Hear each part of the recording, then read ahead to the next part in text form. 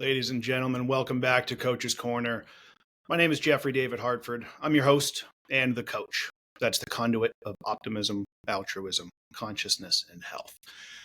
This episode was actually previously recorded, and I generally do my quick intro upon recording, but I ran into some issues with this particular one. I was hoping to have this uploaded quite a bit sooner, but thankfully we were able to resolve it, and I'm pretty confident you'll get what you need to out of it, but it's definitely not going to be quite the same. It won't have the same flow as my typical ones, I guess. I had to edit some things out and made some changes I generally don't. And there's possibly some mistakes still at the end. But anyway, in any event, I'll let you get to it. Today's guest is Carrie Bennett of Carrie B Wellness all over socials. I'll put that in the show notes so you can be sure to go check them out. And we talk about all things quantum biology, specifically about light and some water and the mindset role in all of that. So without further ado, here we go. Have a blessed day.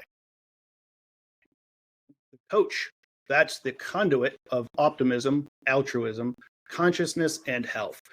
And as you know, if you've been following for any length of time, you've seen me bring on guests all across the board, bringing us so much about this quantum space, this circadian space, and really learning how to take care of ourselves and empower ourselves to get our health back. And today's guest is absolutely going to light the way for that with us. Today's guest is Carrie Bennett. Carrie, thank you so much for joining us. Oh, thanks for having me, Jeffrey. I'm really excited to chat with you. Oh, likewise. I'm really looking forward to seeing where this is going. And I have a couple of thoughts to kind of guide it. But ultimately, my goal today is to keep my mouth shut as much as possible and get you to just throw all your gems at us. And, quick backstory, just based on what I know of you, and then we'll let you fill in some of the blanks. But, I had Oksana Hansen on several weeks back now, and I understand the two of you are running the retreat in June that I will be at. I'm thrilled about that. So audience, if you haven't already, look into that. I'd love to see some of you there. Return to Nature 2025 in Franklin, Tennessee, and it's going to be incredible. And Carrie, as we were talking before I hit record, we really are cut from the same cloth, and we've had a very similar trajectory, although you're way ahead of me in the quantum space, background in personal training, massage therapy, which is what I do in my day-to-day, and ultimately just having this sense of being there for others, this sense of purpose to help people heal themselves.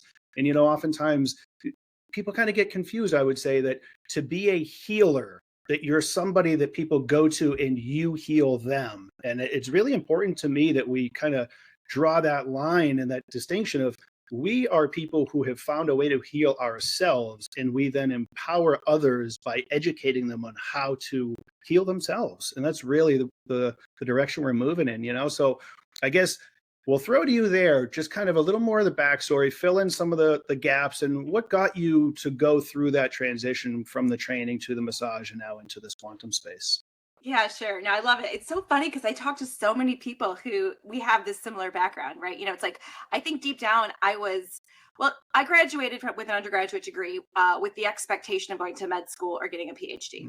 Okay. And something felt so wrong about that it literally goes, to over 20 years ago. And so I just had a kind of like almost like a midlife crisis at the age of 23, where I was thinking to myself, those just don't resonate with me. What else is there?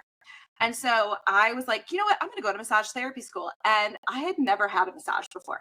So kind of looking back on this, I see divine intervention in certain ways. It's like, oh, I kind of get my journey now a little bit more.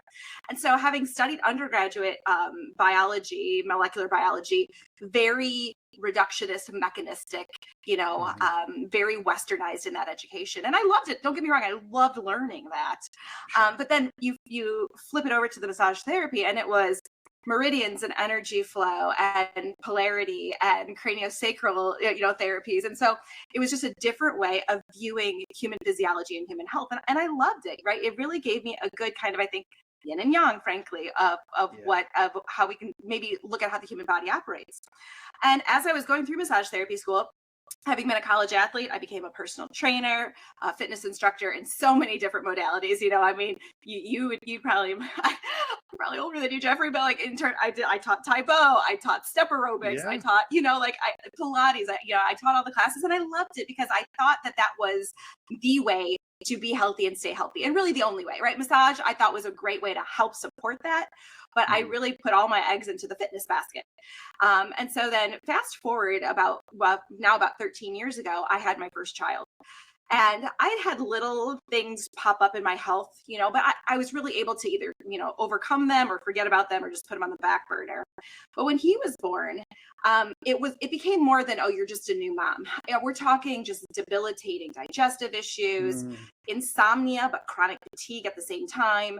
I had a salivary cortisol test done, which measures the energetic cortisol release in the morning that we're supposed to have, and it was flatlined. And so I was feeling awful, frankly. And so I thought, okay, well, let me address it with fitness. Let me address it with massage. I went so far as I'm like, you know what? I'm going to struggle my way through a master's program in nutrition. Let me find the energy and the capacity to do that, because I thought that Mm. nutrition was the end all be all. And after the perfect diets and eliminations and gut health protocols and supplements, and it didn't move the needle enough. And I Yeah. wasn't about to be like, oh, you're a mom now, and now this is just as good as it's going to get. And so I deep down knew something was missing, so fundamental. And that's when I stumbled across a blog written by Dr. Cruz that just talked about circadian rhythm. Yeah. And I'm like, oh, this is interesting. And this is something I've never heard before. And just being the learner that I am, I take nothing at face value. And so I thought to myself, let me get all these books that are being mentioned in this blog. Let me read these research articles. Let me start to do my own PubMed searches on things like neuropsin and, all Yeah. melanopsin and circadian rhythm, and come to find out that, gosh, there was a whole missing piece to health, and it involved light. And Yeah. not only did it involve light, more so now my passion is water and the intersection of Mhm. light and water, and how we can understand how that operates in the human body for optimum health. That's amazing, and there's definitely so many overlaps that we have there, and I really love it. You know, I think this will be a great point to kind of get started, if you will, through this lens that I see. And you touch upon it with light and water, and those are obviously massive, massive components of this quantum space, the circadian field. But I feel, from my perspective, as I'm kind of connecting dots and explaining it to people, it's really the root of it seems to be that human beings are energetic beings first and foremost. Yes. And as we Yes. understand that, then the rest of this just makes so much more sense. And how the further connected we are from nature, the more illness and issues we see. And it in so many ways, it's as simple as get back in touch with nature, disconnect as often as possible from technology, because the technological EMFs, these non-native EMFs that we talk about so often, are really what are destroying us at this mitochondrial level, cellular level, and preventing all the systems from working optimally. And how it really is, while it might be a challenge for some people because they're so programmed that their jobs are maybe a 9 to 5, and then they have their commutes on top of that in both directions, so they might have a difficult time getting connected with nature the way we want to. But I've heard you talk about it so much and really simplifying it. So I think if we can start from that place and getting people to really understand how it is that we are energetic beings and kind of where it goes from there, I think if I can throw to you from there, and I'll sit back and shut up. Yeah, no, sure, sure. Yeah. And so we are energetic beings. And what I learned in my traditional undergrad was that the only way that we could get energy was from the breakdown of food. Yeah. And that food then would get sent to the mitochondria, and the mitochondria would transform that into ATP, and that ATP was energy. Yeah. And the more I dove into this concept of we require energy, where does it come from? I realized that actually is not, it's not necessarily true, or I'll at least just say it's not the complete picture in Yeah. anywhere near the complete picture. What we now know is that we are energetic beings. We are, meaning like we run on things like electricity or charge. And it turns out that the interior of cells and the cell membranes have to have what's called a negative charge to them. And if we maintain that negative charge, almost like a battery fully charged, if we maintain that charge and continue to resupply the charge as we use it up for the cellular activities, then that is how we maintain optimum health. But if we get drained of that charge, then all of a sudden a cell has to pick and choose which tasks it can run. It doesn't have the capacity to run all of its tasks. In the same way that your cell phone drains to a critical point, you can't use the flash, you can't download a new update, you can't, you're restricted to some specific tasks. When that happens in a cell, those cells, it's not just happening in one cell, it's happened typically in all the cells of the body. And there comes a critical mass in a given organ system that is deficient in energy. And then the body expresses some sort of symptoms based on that. And the symptoms are simply a sign like, hey, we don't have enough energy to do everything we need to do. So help us out here a little bit. And so when I started to realize that was the case, that we need to maintain this negative charge, I thought, well, I know we do get some charge from food. Now, it's arguable these days that the charge and the vitality of food is drained because it's sprayed with pesticides and it's transported across the world, frankly, to get to our grocery stores these days. But we do get some charge from food, in that the fats and the carbohydrates in our foods get broken down ultimately into electrons, and those go to the mitochondria, and the mitochondria transform those into water and ATP. That helps to maintain the charge in our cells, and we can go about that in a second in detail. But then I thought, well, gosh, that can't be the only way that we can get charged. Or what happens with these periods where maybe there goes weeks or a week without food? Like, is there a way that we can get charged? If negative charge is the currency of the body, what else has negative charge? And that's what led me to discover things like the surface of the earth, which is a vast repository of negative charge as long as we plug into it with bare skin. It led me to the concept of what happens at waterfalls or at the seacoast where there's negative ions in the air. That's another source of charge that we now know can help our body maintain charge. And also, when sunlight strikes the body, there's many ways in which we can convert that sunlight striking our skin also into negative charge. And as I started to work with my own body and my clients through this lens, it made sense why myopically focusing just on food and supplements wasn't moving the needle. And instead, when I started to address all of these other aspects that I think are simply returning a human being back into its natural setting, I was able to see massive healing in such a short period of time. That's incredible. Yeah, and I'm going through it personally right now too. And my audience has heard me talk about it quite a bit, and I understand Oksana has actually spoken to you about some of this. But just over a year ago, actually, right around this time was the first time I had, if I call it a symptom, I saw some blood in my urine, and that was what prompted us to kind of look into it. And we discovered last June, I got my official diagnosis that they saw a tumor on my left kidney, and as I got the diagnosis, my audience must be tired of hearing me say this by now, but I'll share it with you as well. It was palpable. It was an incredible rush of energy from my feet all the way up. I could feel it kind of travel through my body, and it culminated in a smile. And I looked at my doctor and I said, "Doc, I'm not going to be your typical patient." I said, I'm okay with this, and I'm not going standard of care. I know my body will be able to take care of this. And this feels to me like something I manifested in a sense to really push me hard down this path of quantum biology to learn how the body heals. And I am certain I have a telemed visit this coming Thursday with my primary to make sure we can schedule my next scan, because I have a sense that it is already gone. I recently had an experience where I feel what came through me, and it was not a fun experience.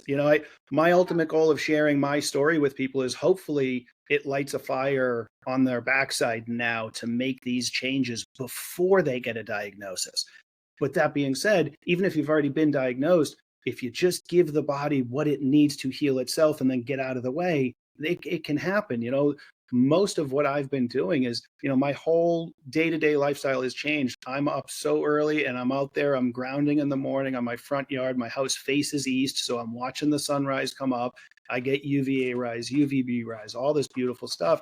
And I feel my body healing from that. So it really feels like such a blessing to learn all this information and be so blessed to have people such as yourself come on and teach us all about it.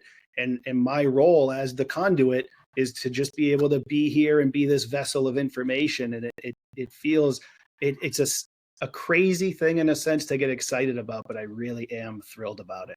And that's Jeffrey. If I could just say something on that. Thank please. you so much for sharing your story. And that's how we get here. We are given a challenge and we say, okay, let me see what I can do with this challenge, right? And I love the fact that you got here. And I mean, what's so interesting about this is that the more I study applied quantum biology, which is what this field is now called, Yeah. I realize that the cells, when they drain of charge to a specific extent, they divide uncontrollably, right? And Yeah. so they get the signal that it's permanent cell division. So hence why, if that is what a tumor is, if it is uncontrolled cell division, and then you need to reestablish healthy charge, the things that you're doing are by far going to affect the tumor's ability to stop that signal and to clear itself. You're giving the charge you need for the body to then ultimately stop the cell division and then use the added what we call redox or energy to Yeah. necrose it and to get rid of it. Yeah, that's incredible. It really is such an exciting thing for me because I've known from an intuitive sense, I just felt kind of called to certain directions. And it's so much about the saying, when the student is ready, the teacher appears. Yep. In my life, I've just kind of found different paths, different journeys that led me to my next teacher and my next teacher. And I remain curious, and I think back to times that things didn't work out for me the way I wanted them to. And I realized I was my own worst enemy. When you act as if you already know things, when you know you don't, you're just setting yourself up for failure. And just remaining curious and asking the questions is really what's driven me in the direction of more understanding. So great explanation in terms of how and why we are energetic beings. So now to try to get the audience to understand that next level, you said how you're really diving deeper into the water side of it, and then maybe understanding how it is that nature has the impact, be it through the grounding, through the sun, and how we actually create that exclusion zone water and such. We'll kind of transition Sure. to that phase. That's a great transition here because I don't know about you, but in undergraduate for me, when I was studying human physiology, I was taught that the body is full of water, 70% Hmm. water, Yeah. and that the cells were full of this water as well. And I was never taught anything about what that water did. So essentially, I was led to believe that the water was just there and it was an inert participant. It was just, basically act as a cushion. And my belief system, because I was never taught otherwise, was that water acted entirely like a liquid, the same way that water acts just like in a glass of water, right? If you have a glass of water, the liquid moves freely. It doesn't take much, there's not much structure to it, not much form. And as I started to dive more into this concept of, well, how do we view the body through what this applied quantum biology lens, I realize now that the water inside of us, inside of our cells in particular, structures itself. And Hmm. what that means is that unlike liquid water in a glass where the H2O molecules interact in a random fashion where they can Yeah. be liquid, there's no set partnering, right? It's like, oh, a molecule is going to partner here and then go over here. And it's really much like a dance. And that helps the water molecules maintain fluidity inside of our cells. The water molecules actually organize themselves in a very ordered way. In fact, it's been compared to the same way that crystals organize their atoms together into Hmm. like lattices, if you will, except we're not obviously solid like a crystal.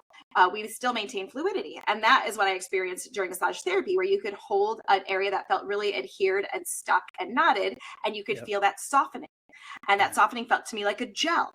Well, it turns out that the water, both that you could feel in that sense, but also all the way deep inside of our cells, is in a gelled state.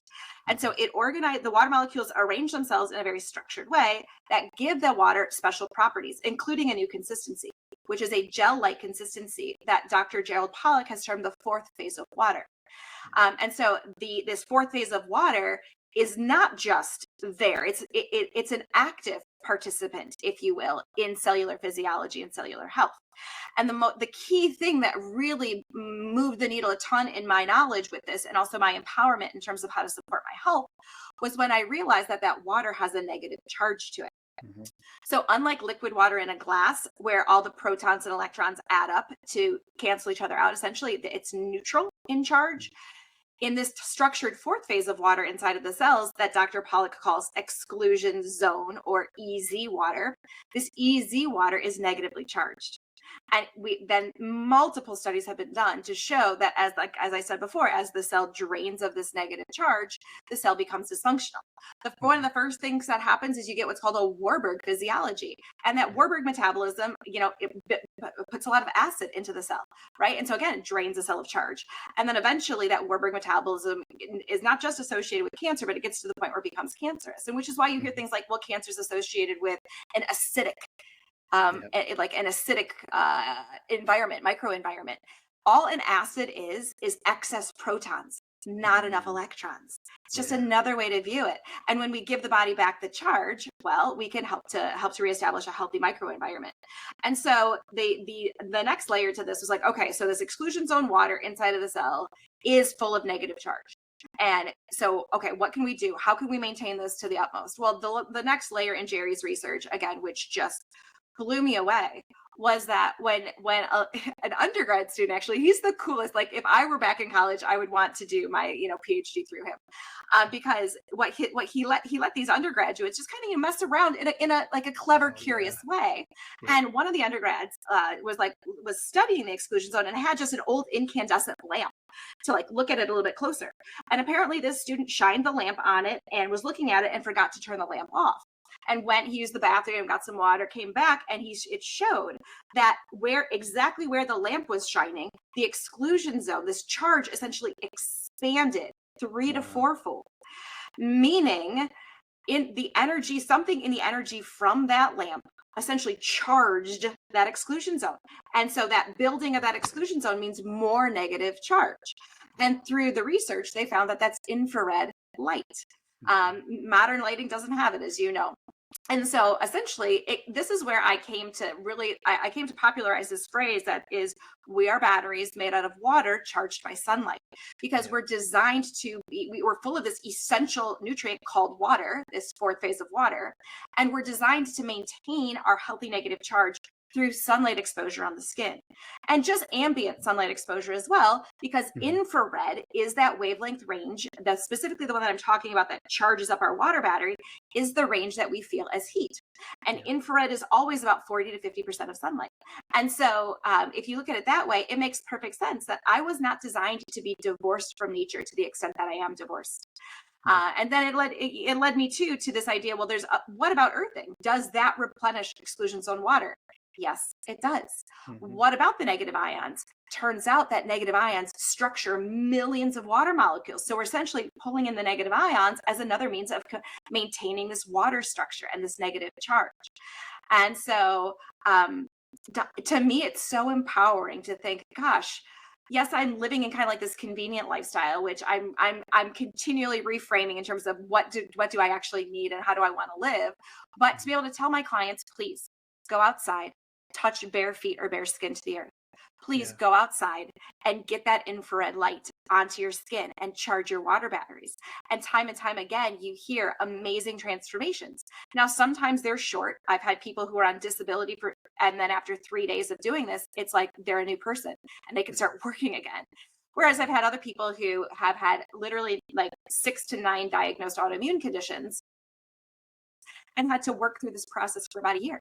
But still, those autoimmune conditions are gone. And so it's cool to give people tools that are effective, that are just returning the body back to its natural state and flooding it with the charge that it's just seeking for, but divorced from these days.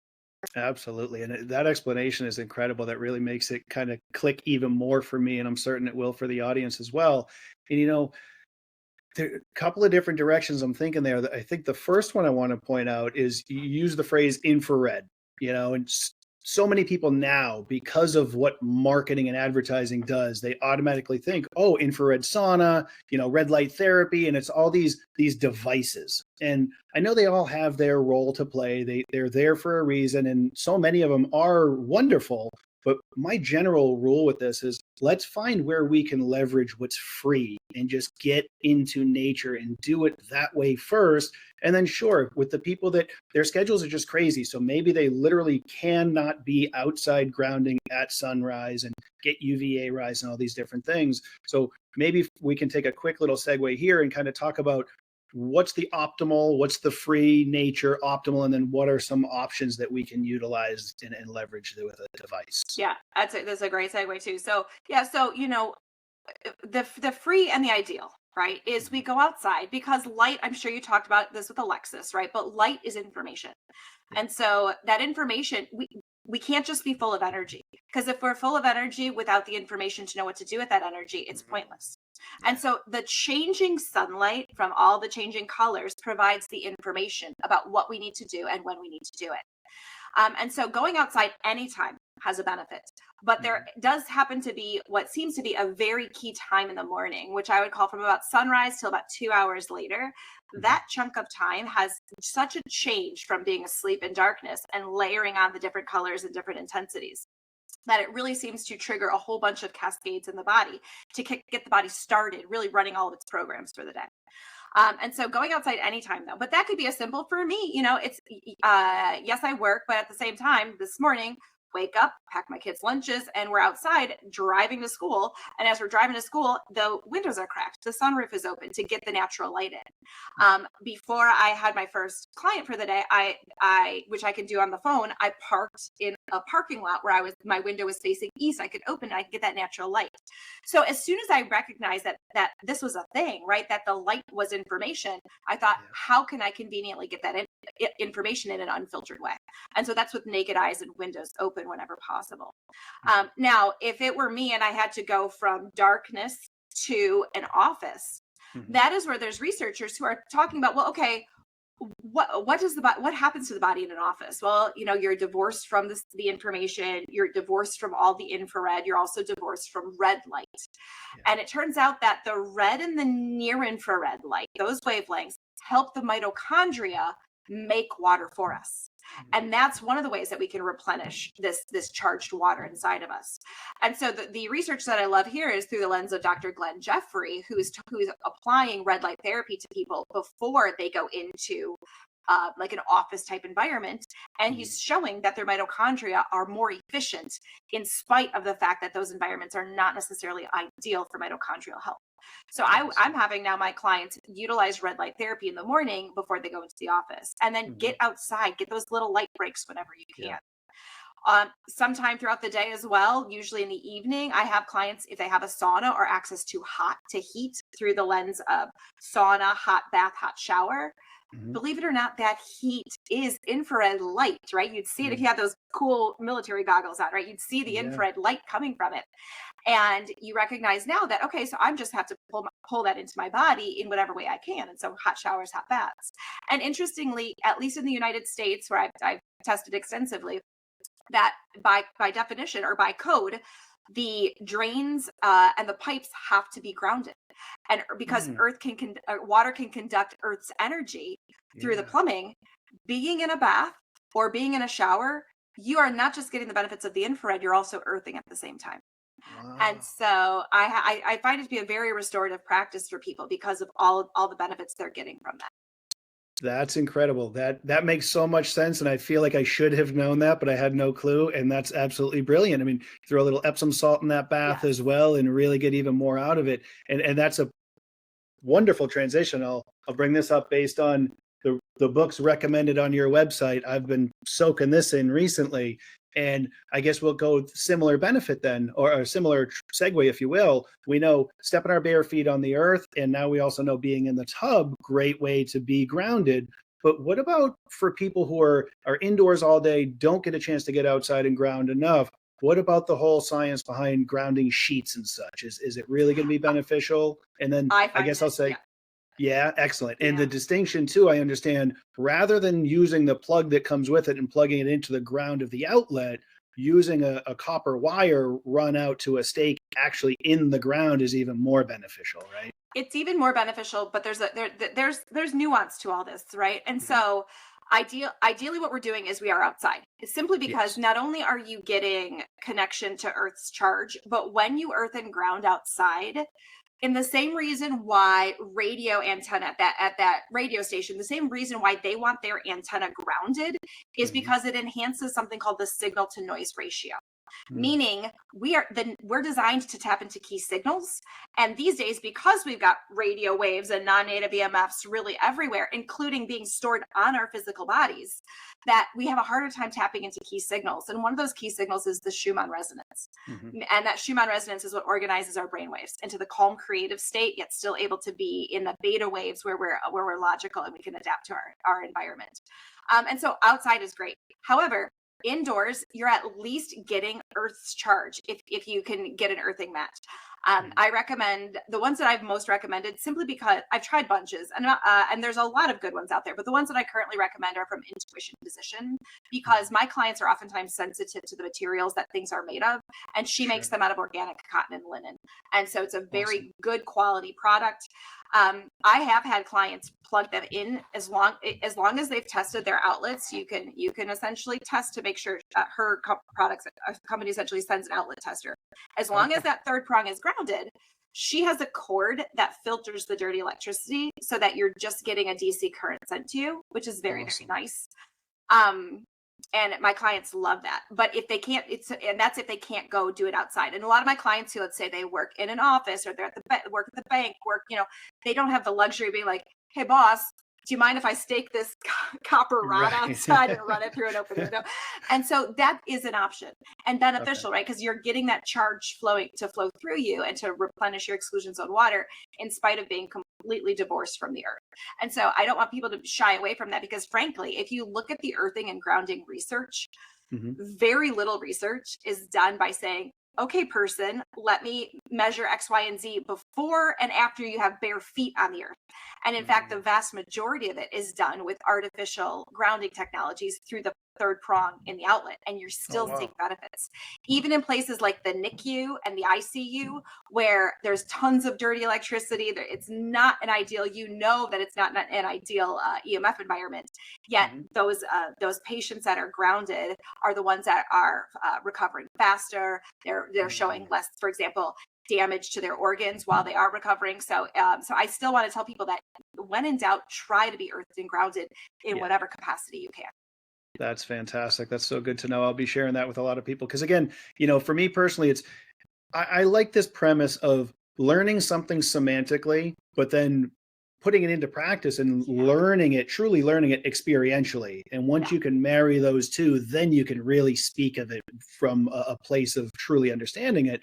And having lived through so much of this and utilized a lot of these techniques myself and benefited from them personally, when I explain it to somebody, having that experience just adds such an added layer, and to be able to provide somebody. In fact, I guess I'll ask you this, because I've had an intuitive sense this is what's happening, but I'm curious. When I'm hands-on in the massage, in my clinic, and I'm working on somebody, while I am still such a believer in the way I explain what I do, is I'm simply giving the body the stimulus it needs to repair itself. It isn't that I'm doing it. I have a sense that, energetically speaking, if I'm already grounded and I have that negative charge, can I pass that on to them? Yes. And would that also explain why at the end of a long day, I'm drained and I need to then go ground even more, right? 1,000%. That's exactly what's happening. Charge will flow from a higher area of higher charge to lower charge. If that lower charge happens to be a client who you're working on, who's in need of that energy, you are absolutely donating that energy. But that does mean that you have to make sure you say, well, why don't I go outside and make sure I'm spending time earthing and grounding? If I still had a massage clinic, I would likely have an earthing mat on somewhere where I could essentially either I could walk or the patient could be on, or just as a means to replenish that charge throughout the day. Brilliant. That's what was going through my mind, is both getting a mat that my feet can be on, because I'm so often barefoot in my clinic anyway, but then even getting one for the table that the client can be on. And that way we're both grounded. And I can really see that serving a massive purpose with this and getting people to heal even quicker. Interesting. So I guess when we hear in the quantum space, light water magnetism, that's kind of how Dr. Cruz put it. And I think I hear so many people say that. The light, we've gone over quite a bit. The water, I understand we can go through even deeper, but we went through quite a bit. When we hear magnetism, that's really electromagnetism. That's the electricity side of it. Is that correct? And maybe you can elaborate a little more on the magnetism side? You side? can't separate electricity and magnetism. They're two sides of the same coin. Sometimes you'll have one that's more dominant than other, but you really can't separate them. So there's a lot of ways where magnetism appears. And so the first thing is, remember that we're on a magnetic planet. We're on a we have a geomagnetic field of the earth. And what we need to know is that magnetism influences magnetized things, magnets, and water is a magnet in its H2O form, in all forms, because it has oxygen, which is more negative, and hydrogen, which is more positive. And so water actually are like little mini magnets, and magnets, when a magnetic field is applied to them, they will orient themselves certain ways. And so simply by being connected to the earth, we're more strongly connected to Earth's geomagnetic field. And that geomagnetic field orients our water molecules as information, and coherence, which is another way to say like bringing the body back into homeostasis. And it also, we know that actually ties really strongly into our heart rate and our breath rate. And so if the Earth's geomagnetic field has a mild, slight pulse, a very slight pulse of 0.1 hertz, and that 0.1 hertz, if that can actually help us with our breath rate, 6 cycles per minute, if that can help us with our heart and our heart rate variability, and that also ties into a balanced brainwave state, you start to see how being connected to the earth gives the body even more information in terms of how to organize itself in real time. The other thing about magnetism that I love to talk about, because yes, the geomagnetic field is important, but what I love to talk about is the fact that our heart generates a magnetic field. And it generates a magnetic field that is by far up to 100 times stronger than the fields that are generated by any other part of our body.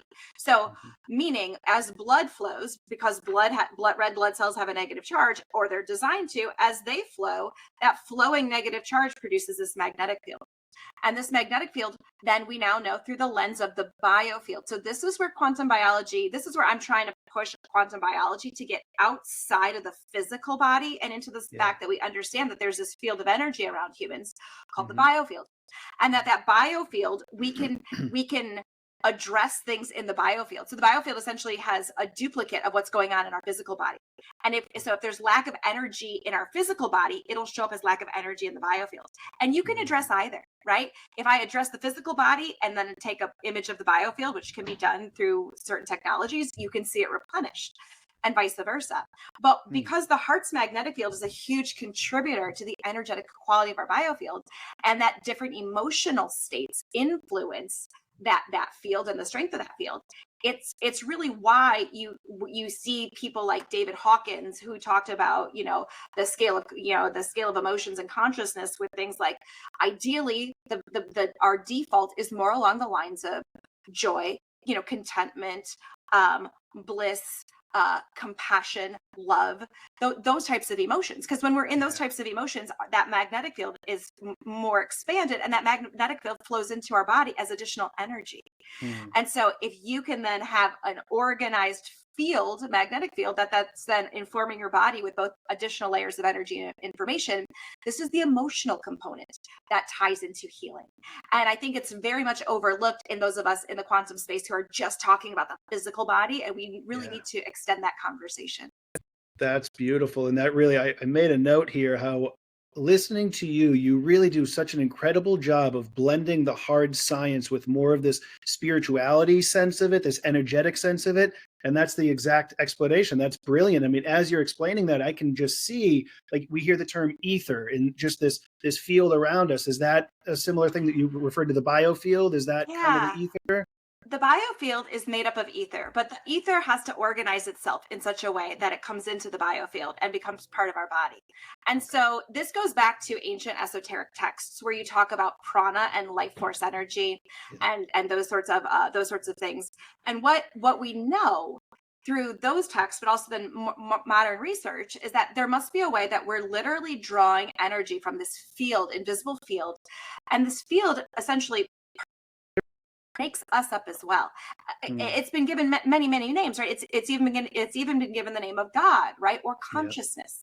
And so this is where all those texts that say, God is fueling you, or consciousness can fuel you, or prana or chi, you can pull in more of that from this field. That's what's happening there. And the wave mechanics is such that in order to extract more energy from this field of energy that's around us, the waves have to organize themselves and feed upon themselves in a way that the waves reinforce each other. Essentially perfect cooperation. And that happens in the golden ratio. And the golden ratio happens in the emotion of love and compassion. That's how the waves organize themselves. So, we know of people, either historical, biblical, or just people in general, we're like, wow, they are truly living in that state of compassion and love and kindness. And they look like they're reverse aging, because when they pull in that extra energy, they are not only gathering that energy from the field, but then that energy is organizing their body into something called reverse chaos or entropy.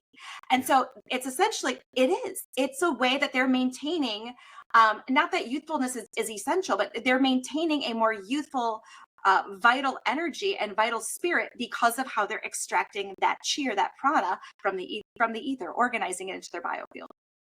Wow. I mean, you're connecting so many dots for me right now. And I'm going to have to rewatch this many times over to really get it, but I'm feeling it, and it makes me think of this premise that we pull to us what we're thinking of, what our energy is. You're attracting it whether you realize it or not. So if you're walking around like Eeyore with this cloud over you, you're pulling more things to be sad and upset and anxious about. And if you just you start your day with gratitude, you start your day with some love, you start to see more and more of that come to you. And I mean, I feel that personally, and it's interesting. I think a large part of all of this, to get people to really get on board and buy in, I think back, and I wonder if you went through something similar in your training days, but more of the behavior modification, right? Mindset, and just understanding that you need to start up here and get it up here, and then you can pull it in and really apply it. But if somebody's got that Eeyore state and their cloud is over their head and they're hearing all this, they're shut off to it. They're not receptive to it. And it's not going to work for them no matter what. We can have them get up in the morning and do their grounding and see the sunrise. But if they're in that mindset, it's not even going to work for them, right? Which that's really what a lot of the quantum space is more, it's less about cause and effect and more about probability, right? Is there a connection with that as well? Yeah, 100%. So let's dive into this, because you've probably seen in my practitioner trainings that I put mindset with light, right? I love light. I think light is essential. It's one of the very first things that I teach. But I realized probably about 4 or 5 years ago now that mindset matters equally, because if someone can't see the thriving version of their health, if they can't somehow embody that even in their imagination, then that's not going to be the reality that comes to them. And so in this world of quantum physics, essentially we are putting out a frequency or an energy, and then that frequency, that energy kind of collapses and draws us more towards that same energy. It's a reason why you could have a room full of tuning forks, right? All different types of tuning forks, and then I'm going to strike the tuning fork, letter of the A of the note A. Only the A's and the harmonics and subharmonics of A are going to vibrate. And so that's essentially what you have to view yourself as, like, what am I putting out there? And that will become to my awareness more. It's not that, like, oh, I'm destined or doomed, but that's going to be more in your awareness. You're going to see more things or experience more things, and then energetically resonate with more things that are that same emotion. So that's where the Eeyore effect comes into place, because oh, it's raining outside. What a garbage day. I'm going to have an awful day at work. Then there's a traffic jam, and then even though their favorite song is playing on the radio, they're not hearing their favorite song. They're like, so it's like, it's just a different way of organizing and reframing how we interact with the world around us. And it's not about spiritual bypassing. I don't ever talk about the fact, and I'm not going to go into it here, but I have had some pretty I've had some capital T traumas in my life, and it's not that I've spiritually bypassed them, but I've realized that my energy and my awareness doesn't do me any good to continue to focus on those.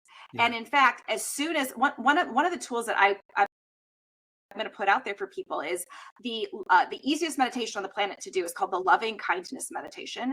It's a meta meditation, so it's called METTA. And what you basically do, and I wrote it out at first, is you're essentially sending love and kindness to yourself, your friends, your family, your colleagues, your community, to all evil people, to all angry people, to all people who have harmed you. And the more that I did this loving kindness meditation and really tried to embody and feel it, I don't have I don't have negative thoughts towards any of those things that happened to me in my Mm, life. And in yeah, fact, now I start my day off with even more gratitude than I have before. And so yeah. again, not spiritually bypassing, but it really does matter. How you show up is kind of what's going to come to you. I want to show up in a way that is full of compassion and light and love. That's beautiful, and I can really relate in so many different ways. I think a quick example would be the fact that at far too young of an age, I lost my parents. My mom was only 65, my dad was only 69, and it's one of those things that being somebody who health and wellness is so vital. I think a large part of the reason it's so vital to me is because I recognize that it wasn't in them, and that impacted me. So Yes. while I certainly miss their human form and miss the fact that I can't, hug, embrace, and speak with them, I feel so connected to their energy still. And there's so much gratitude in that. And yeah, it's just, there's such a piece of it that our energy that we're putting out, when the moment we recognize that we have control over that and that what we put out is what comes back, it just becomes so powerful in such a special way that I, I don't even have the words yet, and maybe I never will, to truly articulate what it is I want to be able to share with people, give to people, the impact I want to have on people. But I feel it inside because I've learned through the works of Dr. Joe Dispenza, Bruce Lipton, and really diving into what they talk about and living it, and then seeing my life change for the better as a result. You just can't argue with that. So that's what this was born from, that wanting to just put my story out there and bring brilliant people such as yourself on and share that impact with people. And I really pray the message gets across to them, and it can really make a difference. And possibly another transition, another segue. I've heard you talk about the morphogenic field. Is that somewhere, I've also heard the term quantum entanglement. Is that all related? Like we're being brought together in a sense and we can help each other in that capacity? Yeah, there's this one fundamental field that literally makes up everything. This is Walter Russell, but other people have said this as well. But basically, everything that you see and you don't see is made up of a fundamental fabric. And that Mhm. fabric is energy. And that energy coalesces in different ways to either make physical matter, all the atoms on the periodic table, and then some others that are not listed on the periodic table, and then Mhm. some. But from that fundamental field, that comes other subfields. And so Rupert Sheldrake was the one who came up with the morphogenetic field, and this idea that there are species specific fields of information, Mhm. meaning a record, essentially a hall of records of human learning and human consciousness, a hall of records of mouse learning and consciousness. And so one of the of monkeys, right? And so one of the fascinating ways to kind of think about this is they were doing research, let's say giving rats a maze, right? A very complicated maze. And as you know, take the rats a long time, they would lose track, so basically the first rats that would run through it took forever. And then as they started to like this lab in the UK, as they started to do more and more rats through this maze, it looked like the rats were learning faster. It's like, oh, that's interesting. I wonder what's going on. It's almost like a critical mass of rats have already learned this, and somehow the other Mhm. rats have access to this information. Well, they were like, maybe there's something about the lab. I don't know. And so then they used the same rats, the same maze around the world in Australia. And those rats began to do it. The first time they'd ever seen it, they did it as Mhm. fast as the rats were coming to, evolve their speed in the UK lab. And this is where, and then time and time again, this has been repeated in many species in many different ways. And they're realizing that the hypothesis is that there is a field of information that our thoughts are not staying in our brain. Thoughts are not in the brain. Mhm. Thoughts are essentially an energy projection, a form of a thought form, if you will. And our thought forms can get put into a collective pool. And Mhm. so then all of a sudden, in that collective pool, as humans, we have the ability to draw from it. If people are interested, I want them to go back and research inventions. Oftentimes, you'll see that two people from around the world, around the exact same time, were inventing the same thing. And Mhm. it's like, and this was a lot of these were, I mean, most of these that I've before we had this level of communication.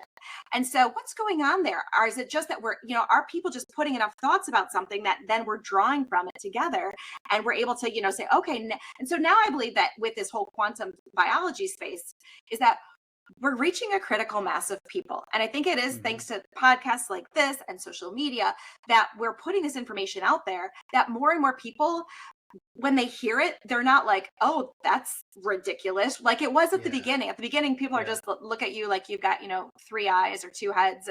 And now if people are just like, wow, that actually really, I resonate with that. That makes sense. And I think it has to do with this morphogenetic field that humans are Mm. tapping into. And this is being more brought to the forefront of human consciousness. Incredible.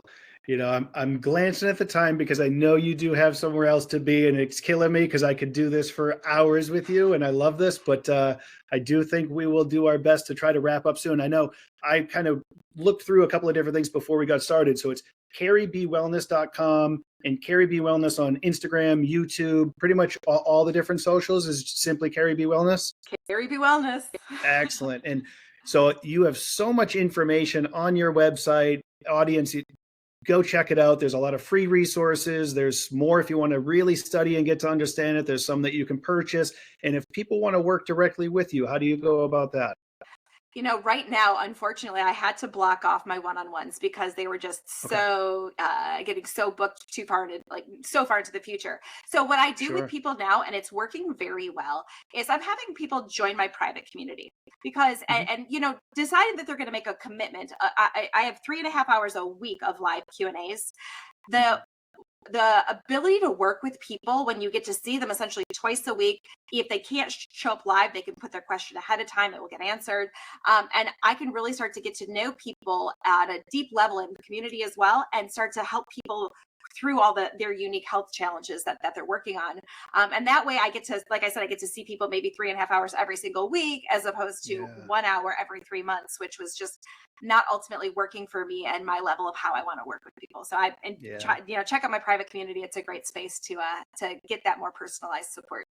That's fantastic. And that makes so much sense. And you've just got so much anyway that, people will be able to pull it up and they feel like they're with you anyway. As I'm going through the practitioner pyramid, I feel like I'm getting one-on-one from you all the time, and it's fantastic. So thank you so much for your time. This was incredible. Thank you so much for having me, Jeffrey. It was an honor, and I would love to chat with you again at some point. Oh, I look forward to it. I'll take you up on that for sure. And audience, you know the drill by now. If you haven't already, subscribe, like, comment, share, all that good stuff. And certainly be sure to head on over all the different socials and follow Carrie. Till next time, have a blessed day. All right. Ladies and gentlemen, welcome back to Coach's Corner. My name is Jeffrey David Hartford. I'm your host and the coach. That's the conduit of optimism, altruism, consciousness, and health. This episode was actually previously recorded, and I generally do my quick intro upon recording, but I ran into some issues with this particular one. I was hoping to have this uploaded quite a bit sooner, but thankfully we were able to resolve it, and I'm pretty confident you'll get what you need to out of it, but it's definitely not going to be quite the same. It won't have the same flow as my typical ones, I guess. I had to edit some things out and made some changes I generally don't. And there's possibly some mistakes still at the end. But anyway, in any event, I'll let you get to it. Today's guest is Carrie Bennett of Carrie B Wellness, all over socials. I'll put that in the show notes so you can be sure to go check them out. And we talk about all things quantum biology, specifically about light and some water and the mindset role in all of that. So without further ado, here we go. Have a blessed day.